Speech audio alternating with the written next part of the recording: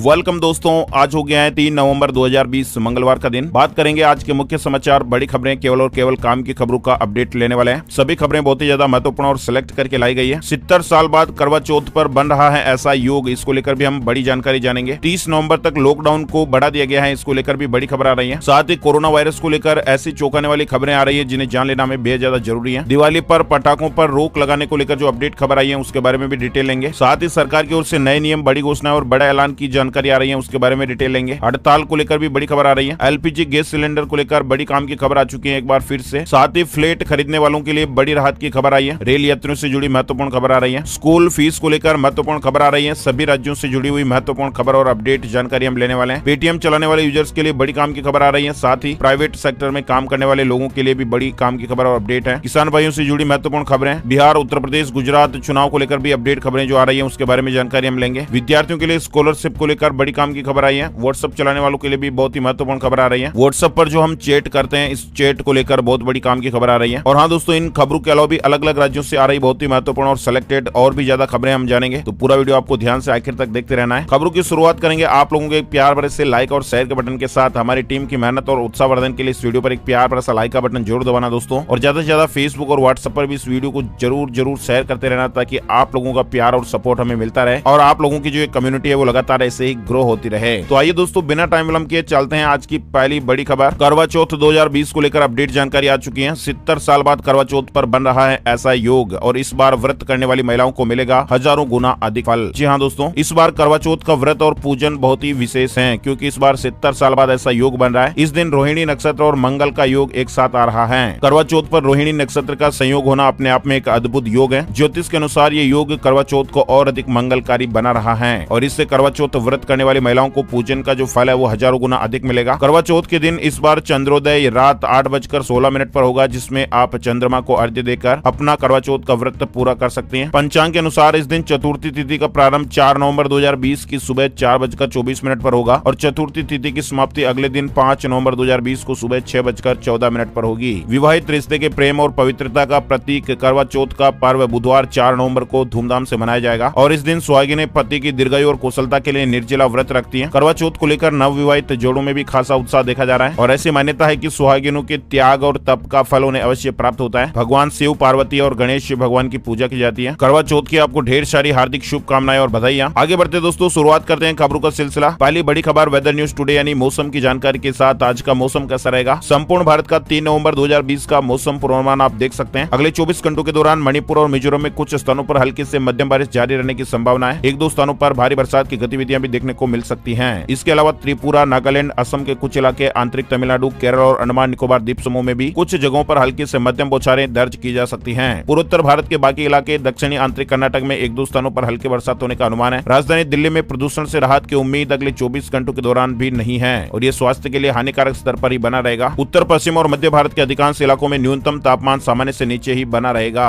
मौसम की जानकारी के बाद दोस्तों जान लेते हैं वायरस को लेकर बेहद ही चौंकाने वाली खबर आ रही है। कोरोना संकट के बीच भारत से चीन के वुहान शहर गई फ्लाइट में 19 पैसेंजर्स कोरोना पॉजिटिव मिले हैं। 30 अक्टूबर को ये फ्लाइट वंदे भारत मिशन के तहत गई थी। एयर इंडिया ने इस मामले में स्टेटमेंट जारी किया है। वहीं आपको बता दें, हमारे देश में कोरोना मरीजों का आंकड़ा 82,55,428 पर पहुंच गया है। 1,22,891 लोगों की जान जा चुकी है। साथ ही राजधानी दिल्ली में बीते 24 घंटे में वायरस के 4,001 नए मामले सामने आए हैं। दिल्ली में संक्रमितों की कुल संख्या 3,96,371 हो गई है। वही दोस्तों आपको बता दें, राजधानी दिल्ली में कोरोना के बढ़ते मामलों के बीच गृह मंत्रालय ने मोर्चा संभाल लिया है। जांच बढ़ाने पर जोर दिया गया है। दिल्ली में कोरोना वायरस के बढ़ते मामलों को देखते हुए केंद्रीय गृह मंत्रालय हरकत में आ गया है। सोमवार को केंद्रीय गृह सचिव अजय भल्ला ने एक नियमित प्रक्रिया के हिस्से के रूप में दिल्ली में कोरोना की स्थिति की समीक्षा की है। दिल्ली में बढ़ते मामलों को लेकर केंद्रीय गृह मंत्रालय ने कहा है कि प्रशासन जांच, संपर्क ट्रेसिंग और उपचार पर ध्यान केंद्रित कर रहा है। इसके अलावा पश्चिम बंगाल से बड़ी खबर आ रही है। 30 नवंबर तक लॉकडाउन को बढ़ा दिया गया है। 50% क्षमता के साथ खुलेंगे मल्टीप्लेक्स। राज्य सरकार ने कहा है कि सिनेमा हॉल, थिएटर और मल्टीप्लेक्स 50% क्षमता के साथ संचालित होंगे। केंद्र सरकार के दिशा निर्देशों के अनुरूप पश्चिम बंगाल सरकार ने सोमवार को कोरोना वायरस के मामलों को ध्यान में रखते हुए राज्यव्यापी तालाबंदी को 30 नवंबर तक बढ़ा दिया है। इसको लेकर विस्तार से दिशा निर्देश जारी कर दिए गए हैं। आइए दोस्तों, अब जानते हैं कोरोना वायरस को लेकर दुनिया भर में क्या जानकारियां चल रही हैं। इराक में महामारी की तीसरी लहर की शुरुआत हो गई है। ईरान के सर्वोच्च नेता का कहना है कि देश में महामारी की तीसरी लहर चल रही है। इसके अलावा ब्रिटिश सरकार ने कोरोना के बढ़ते मामलों को काबू करने के लिए देश में दूसरी बार लॉकडाउन लागू करते हुए 4 सप्ताह के लिए कड़ी पाबंदियां लगा दी है। इसके अलावा विश्व स्वास्थ्य संगठन WHO प्रमुख टेड्रोस घेब्रेयेसस ने खुद को क्वारंटाइन कर लिया है वे एक संक्रमित व्यक्ति के संपर्क में आए थे। उन्होंने कहा कि मुझ में कोरोना की कोई लक्षण भी नहीं है, लेकिन मैंने खुद को कुछ दिन के लिए क्वारंटाइन कर लिया है। उन्होंने कहा मैं ठीक हूँ, चिंता की बात नहीं है, मैंने ये कदम एहतियातन उठाया है। वही दोस्तों बात करते हैं दुनिया भर में कोरोना संक्रमितों का कुल आंकड़ा 4,68,09,252 पर पहुंच चुका है। 12,05,194 लोगों की जान जा चुकी है। साथ ही कोरोना महामारी को देखते हुए कई देशों में लॉकडाउन 2 का भी ऐलान हो गया है। इंग्लैंड में लॉकडाउन 2 का ऐलान हुआ है, अभी हम लोगों ने देखा था। साथ ही फ्रांस और जर्मनी में भी फिर से लॉकडाउन 2 लग चुका है और इस तरह के फैसलों के बाद ट्विटर पर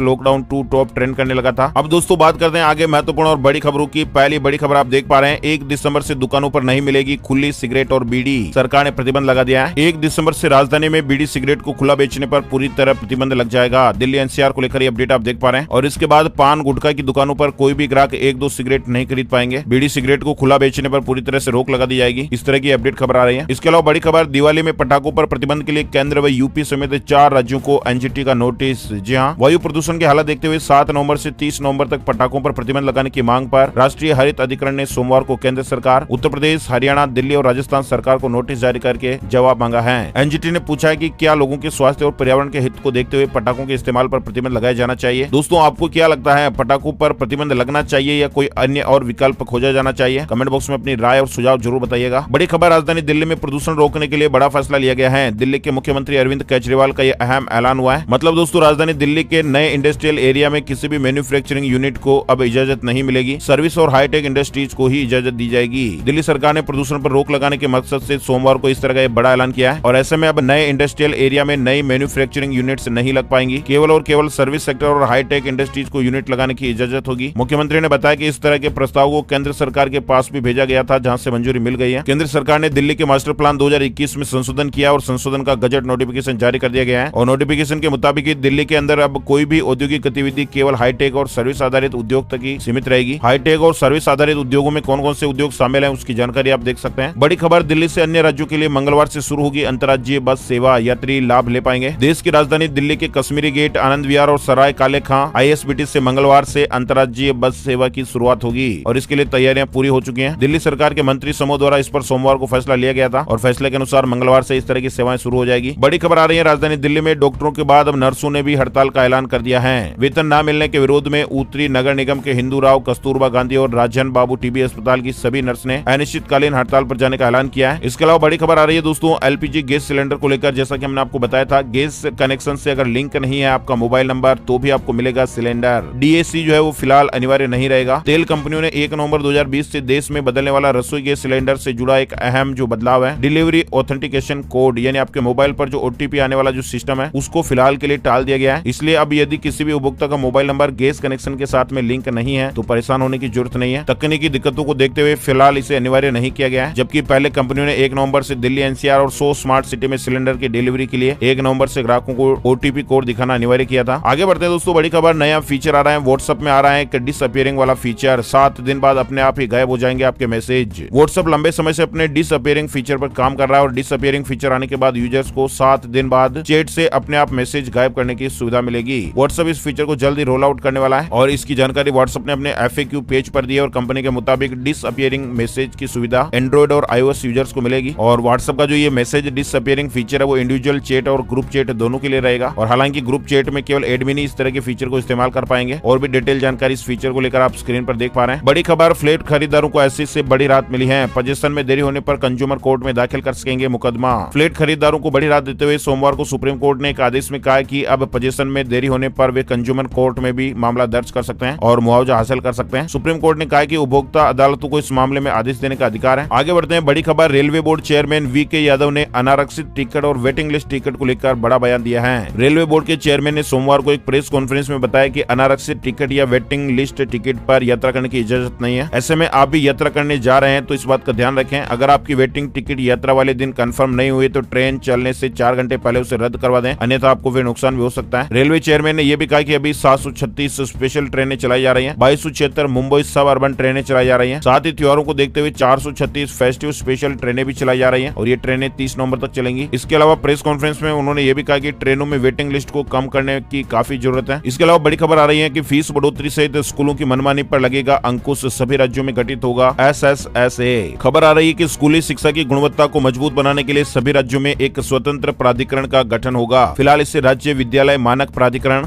SSSA नाम दिया गया है, जो स्कूलों की गुणवत्ता को बरकरार रखने के साथ साथ उनकी फीस बढ़ोतरी, किताबों के चयन आदि से जुड़ी मनमानियों पर भी रोक लगाएगा। शिक्षा मंत्रालय ने फिलहाल राज्यों के साथ मिलकर इस पर विचार विमर्श शुरू कर दिया है और इसके तहत अब स्कूलों को प्राधिकरण की ओर से तय मानकों को अपनाना जरूरी होगा। बड़ी खबर आ रही है पेटीएम को लेकर। जी हाँ, दिवाली से पहले पेटीएम ने अपने यूजर्स को ये बड़ा तोहफा दिया है। जैसा कि दोस्तों आप सभी को मालूम है कि बैंक अकाउंट से पेटीएम वॉलेट में पैसे डालने पर यूजर को कोई भी चार्ज नहीं देना होता है। मतलब अपन बैंक अकाउंट से पेटीएम वॉलेट में पैसे डालते हैं तो कोई चार्ज नहीं करता है, लेकिन इसके उलट यानी पेटीएम वॉलेट से बैंक अकाउंट में अगर हम पैसे ट्रांसफर करते हैं तो यूजर्स को पहले चार्ज देना पड़ता था। लेकिन अभी विजय शेखर शर्मा जो पेटीएम के संस्थापक है, इन्होंने अभी हाल ही में एक जवाब दिया है। एक यूजर ने उनसे पूछा था कि अगर आप पेटीएम वॉलेट से बैंक अकाउंट में पैसे ट्रांसफर करने पर लगने वाले 5% चार्ज को हटा लेते हैं तो इससे क्या होगा, क्या इससे यूजर बेस बढ़ेगा, क्या ये आपकी कंपनी के लिए एक खाई की तरह है? तो इसके जवाब में पेटीएम संस्थापक ने लिखा है कि अब ये 0 है। हाँ, हमने इस चार्ज को हटा दिया है। विजय शेखर शर्मा ने अब इसी चार्ज को नहीं वसूलने की बात कही है। इसके अलावा बड़ी खबर, दिवाली से पहले सस्ते हुए हैं आपके काजू बादाम। जी हाँ, दिवाली के आसपास डिमांड बढ़ने से ड्राई फ्रूट के बाजार में सबसे ज्यादा रौनक रहती है और इस बार कोरोना लॉकडाउन का असर मावा बाजार में भी नजर आया है और यही कारण है कि त्योहार के सीजन में इनकी कीमतों में कमी आई है। बड़ी खबर, केंद्र के कृषि सुधार कानूनों के खिलाफ पंजाब के बाद राजस्थान विधानसभा में भी 3 बिल पास हुए हैं। राज्य के संसदीय कार्य मंत्री शांति धारीवाल ने शनिवार को सदन में ये विधेयक पेश किए। इनमें मोटे तौर पर यह प्रावधान किया गया है कि एमएसपी से कम दर पर किया गया कोई भी समझौता वैध नहीं होगा और इनमें किसानों के उत्पीड़न पर कम से कम 3 साल की कैद और 5 लाख रुपए तक के जुर्माना शामिल है। नेक्स्ट बड़ी खबर टेक्नोलॉजी से जुड़ी आ रही है। Xiaomi जल्द ही अपना एक smart door lock pro launch करने वाली है, यानी अब चेहरा देखकर आपका जो घर का गेट है वो खुल पाएगा। Xiaomi एक खास तरह का स्मार्ट डोर क्लॉक लॉन्च करने जा रहा है जो कि फेस रिकॉग्निशन फीचर से लेस होगा और इसमें सेफ्टी का पूरा ध्यान रखा जाएगा। Xiaomi ने स्मार्टफोन के बाद अब होम एंटरटेनमेंट, होम सिक्योरिटी समेत हाउस होल्ड चीजें भी बनानी शुरू कर दी है। Xiaomi का स्मार्ट डोर लॉक ऐप जो है वो फ्रंट कैमरे से लेस होगा, जिसमें सबसे पहले लॉक सिस्टम आपका चेहरा स्कैन करेगा और फिर गेट खुलेगा। इसके अलावा इसमें और भी फीचर्स दिए गए हैं। अगली बड़ी खबर, सुप्रीम कोर्ट ने केंद्र से विजय माल्या के प्रत्यर्पण को लेकर 6 हफ्तों में स्टेटस रिपोर्ट मांगी है। सुप्रीम कोर्ट ने भगोड़े कारोबारी विजय माल्या को भारत को प्रत्यर्पित किए जाने के संबंध में केंद्र से 6 हफ्ते के अंदर स्टेटस रिपोर्ट मांगी है। बता दें कि इससे पहले 5 अक्टूबर को हुई सुनवाई में विदेश मंत्रालय ने अदालत को बताया था कि भगोड़े कारोबारी के प्रत्यर्पण का आदेश ब्रिटेन की सर्वोच्च अदालत ने दिया था, लेकिन इसका कोई भी प्रभाव नहीं दिखा और उस दौरान केंद्र ने कहा था कि उन्हें ब्रिटेन में चल रही गुप्त कार्रवाई की जानकारी नहीं है, जिसके चलते माल्या के भारत लाने में देरी हो रही है। बड़ी खबर, हरियाणा में आयातित पटाखों को रखना और बेचना अवैध, होगी कड़ी कार्रवाई। हरियाणा की सरकार ने राज्य में आयातित पटाखों को रखने और बेचने को अवैध घोषित कर दिया है और ये जानकारी यहाँ एक प्रवक्ता ने दी है। उन्होंने कहा कि सभी जिलों के उपायुक्तों को निर्देश दिया गया है कि इस बारे में सतर्क रहें और आयातित पटाखों की बिक्री और वितरण को लेकर कड़ी कार्रवाई करें। अधिकारियों से कहा गया है कि सभी दुकानों की जांच कर ये सुनिश्चित करें कि आयातित पटाखों का भंडारण नहीं किया जाए और एहतियाती कार्रवाई की जाए। प्रवक्ता ने बताया कि विदेश वाणिज्य महानिदेशालय से लाइसेंस या प्रमाण लिए बगैर पटाखों का आयात नहीं किया जा सकता है। अगली बड़ी खबर, छत्तीसगढ़ में सरकारी मंडियों में केंद्रीय समर्थन मूल्य पर 1 दिसंबर से होगी धान की खरीद। छत्तीसगढ़ में इस बार भी सरकारी मंडियों में समर्थन मूल्य पर धान की खरीदी 1 दिसंबर से ही शुरू होगी। किसानों से प्रति एकड़ 15 क्विंटल धान खरीदी का मापदंड इस बार भी लागू रहेगा। धान की खरीदी राज्य की करीब 2048 सोसाइटियों में एक साथ शुरू होगी। ये निर्णय सोमवार को मंत्रिमंडलीय उप समिति की बैठक में लिया गया है। बड़ी खबर आ रही है उत्तर प्रदेश को लेकर। विधान परिषद की 11 सीटों पर चुनाव का ऐलान, 1 दिसंबर को होगी वोटिंग। निर्वाचन आयोग ने सोमवार को उत्तर प्रदेश में शिक्षक स्नातक विधान परिषद सदस्य के चुनाव की तारीखों का ऐलान किया है। प्रदेश में 1 दिसंबर को विधान परिषद शिक्षक स्नातक के चुनाव के लिए मतदान होगा और इसमें शिक्षक क्षेत्र के 6 तथा स्नातक क्षेत्र की 5 सीटों पर मतदान होगा। इसके लिए 5 नवंबर को अधिसूचना जारी होगी, जबकि प्रत्याशी 12 नवंबर तक अपने पर्चे दाखिल कर पाएंगे। बड़ी खबर, फोन पे के यूजर्स 25 करोड़ हुए। अक्टूबर महीने में 92.5 करोड़ लोगों ने किया लेन देन। फ्लिपकार्ट के स्वामित्व वाली वित्तीय प्रौद्योगिकी कंपनी फिनटेक फोन पे ने सोमवार को कहा है कि उसके यूजर की संख्या 25 करोड़ को पार कर गई है। बड़ी खबर आ रही है मध्य प्रदेश को लेकर। आरक्षण पर बहस, 27% ओबीसी आरक्षण पर मध्य प्रदेश हाईकोर्ट की रोक बरकरार। चुनौती देने वाली सभी याचिकाओं पर 9 दिसंबर को अंतिम बहस होगी। मध्य प्रदेश हाईकोर्ट में ओबीसी आरक्षण को 14 से 27% करने को चुनौती देने वाली याचिकाओं पर सोमवार को सुनवाई हुई। हाईकोर्ट की ज्वाइंट बेंच ने 14% से ज्यादा ओबीसी आरक्षण पर लगाई गई रोक को बरकरार रखा है। 9 दिसंबर को आरक्षण को चुनौती देने वाली सभी याचिकाओं पर अंतिम बहस की तारीख तय की गई है। साथ ही के लिए बड़ी खबर आ रही है, ICAI CA एडमिशन कार्ड जारी हो गए हैं। The institute of chartered accountant of India की ओर से CA फाउंडेशन और अन्य पार्ट की परीक्षाओं के लिए एडमिशन कार्ड जारी कर दिए गए हैं। ये एडमिशन कार्ड ICAI की ऑफिशियल वेबसाइट पर जारी हुए हैं। साथ ही बड़ी खबर आ रही है, मध्य प्रदेश के किसानों को मिलेगी फसल बीमा योजना की रकम। मध्य प्रदेश में उपचुनाव चल रहे हैं, आज वोटिंग होनी है और इससे एक दिन पहले राज्य के CM शिवराज सिंह चौहान ने कमलनाथ सरकार पर निशाना साधा था। चौहान ने कहा कि साल 2018 के फसल बीमा योजना का 2200 करोड़ रुपए का प्रीमियम जमा नहीं किया गया था, लिहाजा फसल बीमा योजना के पैसे किसानों के अकाउंट में नहीं पहुंचे। हमने प्रीमियम जमा कर दिया और इसके साथ ही 3100 करोड़ रुपए किसानों के बैंक अकाउंट में जमा कर दिए गए हैं और इससे करीब 15 लाख किसानों को फायदा मिलेगा। इस तरह का ट्वीट भी हुआ है, आप देख सकते हैं। साथ ही दोस्तों बड़ी खबर, दिल्ली ने बेंगलुरु को 6 विकेट से हराया है। IPL आईपीएल को लेकर अपडेट खबर आई है। आईपीएल के 13वें सीजन के 55वें मैच में दिल्ली कैपिटल्स ने रॉयल चैलेंजर्स बेंगलुरु को 6 विकेट से हरा दिया और इस जीत के साथ ही दिल्ली प्लेऑफ में क्वालिफाई करते हुए पॉइंट टेबल में दूसरे स्थान पर पहुंच गई है। अब 5 नवंबर को क्वालिफायर 1 में उसका मुकाबला मुंबई इंडियंस से होगा। वहीं हार के बाद भी बेंगलुरु प्लेऑफ में जगह बनाने में कामयाब हुई और वह नंबर 3 पर काबिज है। बड़ी खबर, उच्च शिक्षा में मदद करेगी यूजीसी की स्कॉलरशिप, 30 नवंबर तक आवेदन करने का मौका। यदि आप उच्च शिक्षा ग्रहण करने के लिए यूजीसी यानी विश्वविद्यालय अनुदान आयोग की स्कॉलरशिप का लाभ पाना चाहते हैं तो आपके पास 30 नवंबर तक मौका है। यूजीसी की ओर से नेशनल स्कॉलरशिप पोर्टल में ऑनलाइन आवेदन करने की तारीख बढ़ा दी गई है। यदि आप किसी विश्वविद्यालय के रैंक होल्डर हैं तो आप भी यूजीसी की स्कॉलरशिप के लिए आवेदन कर सकते हैं। इसके अलावा Indira Gandhi PG scholarship for single girl child व PG scholarship professional courses for SC/ST के लिए भी आवेदन किए जा सकेंगे। बड़ी खबर, नई पहल, सिविल सर्विस परीक्षा के एप्लीकेशन फॉर्म में ट्रांसजेंडर कैटेगरी शामिल करने वाला पहला राज्य बन गया है असम। स्टेट सिविल सर्विस परीक्षाओं के एप्लीकेशन फॉर्म में जेंडर कैटेगरी में ट्रांसजेंडर ऑप्शन शामिल करने वाला असम देश का पहला राज्य बन गया है और इस बार असम पब्लिक सर्विस कमीशन द्वारा आयोजित होने वाले कंबाइंड कॉम्पिटिटिव प्रीलिम्स एग्जाम के लिए कुल 42 ट्रांसजेंडर कैंडिडेट ने आवेदन किया है। साथ ही बड़ी खबर, आप 30 नवंबर तक ले सकेंगे ECLGS स्कीम का फायदा।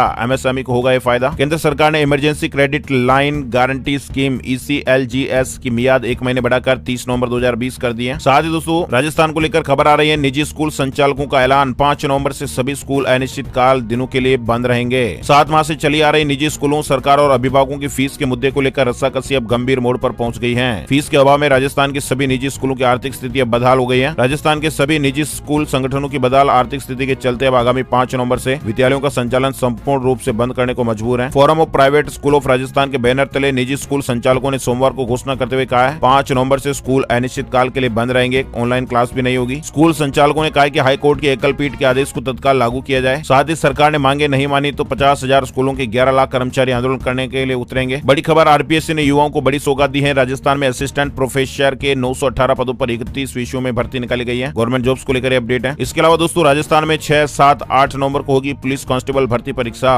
5,438 पदों पर 17 लाख से अधिक अभ्यर्थी परीक्षा देंगे। आगे बढ़ते दोस्तों अगली बड़ी खबर, मध्य प्रदेश राष्ट्रीय स्वास्थ्य मिशन के अंतर्गत 3,800 सामुदायिक स्वास्थ्य अधिकारी पदों पर भर्ती के लिए निर्धारित चयन प्रक्रिया के अंतर्गत लिखित परीक्षा की तिथि की घोषणा कर दी गई है। लिखित परीक्षा का आयोजन 6 दिसंबर 2020 को किया जाएगा। मध्य प्रदेश सामुदायिक स्वास्थ्य अधिकारी भर्ती परीक्षा को लेकर अपडेट जानकारी आप देख पा रहे हैं। साथ ही दोस्तों बड़ी खबर आ रही है, कोरोना काल में विज्ञान मेला ऑनलाइन कराने की तैयारी हो रही है। वैज्ञानिक और छात्र छात्राएं इसमें हिस्सा लेंगे। कोरोना काल में विज्ञान एवं प्रौद्योगिकी मंत्रालय सबसे बड़ा वर्चुअल मेगा इवेंट आयोजित करने जा रहा है और इसमें करीब 25,000 वैज्ञानिक, शोधकर्ता और छात्र छात्राएं ऑनलाइन हिस्सा लेंगे। ये कार्यक्रम भारत अंतर्राष्ट्रीय विज्ञान मेला है जिसका आयोजन 22 से 25 दिसंबर के बीच किया जाएगा। अगली बड़ी खबर, gold price today silver price today update को लेकर ये जानकारी आई है। 2 नवंबर 2020 को देश भर के सराफा बाजारों में सोने चांदी के हाजिर भाव इस तरह से रहे। सोना 51,037 रुपए प्रति 10 ग्राम और चांदी 61,867 रुपए प्रति किलोग्राम के भाव पर रही। तो दोस्तों आज 3 नवंबर 2020 के मुख्य समाचार टुडे ब्रेकिंग न्यूज अपडेट के वीडियो में इतनी ही खबरें। उम्मीद आपको ये वीडियो अच्छा लगा होगा। इस वीडियो को आप लाइक भी कर दीजिएगा, शेयर भी कर दीजिएगा। वीडियो पूरा देखने के लिए आपका बहुत बहुत धन्यवाद। जय हिंद, जय भारत, वंदे मातरम।